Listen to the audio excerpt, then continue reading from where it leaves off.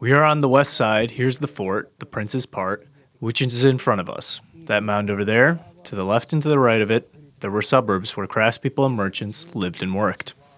Archaeologist Orest Kroczynski is showing us what used to be the capital of the White Croats, the Stilsko fortification. Dating back to the 8th century, this was one of the most ancient heritage sites preserved in Ukraine. In its heyday, the area of fortification spanned 250 hectares. In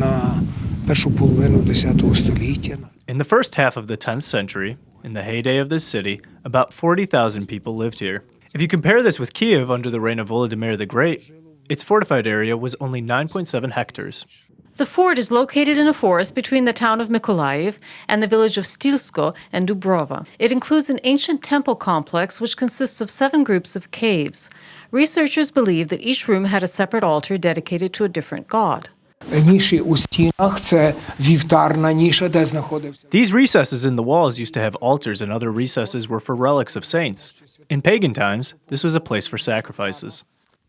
Dyryavits, or the Temple of the Sun, is another unique sanctuary in the village.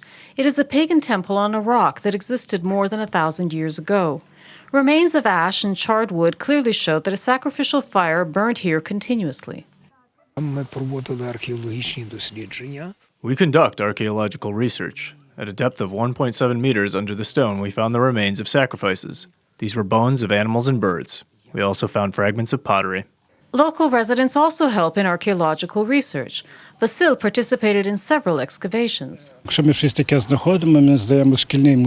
If we find something, we give it to the school museum. We found weapons, shovels, and other tools. Even today, it's hard for us to figure out what this part was made for. Hundreds of people from all over the world come here for tours. I came from the Czech Republic. I really like it. These caves are very exciting. I haven't seen anything like it before. According to historical records, in the 10th century, the Magyars held the city under siege and then burned it to the ground.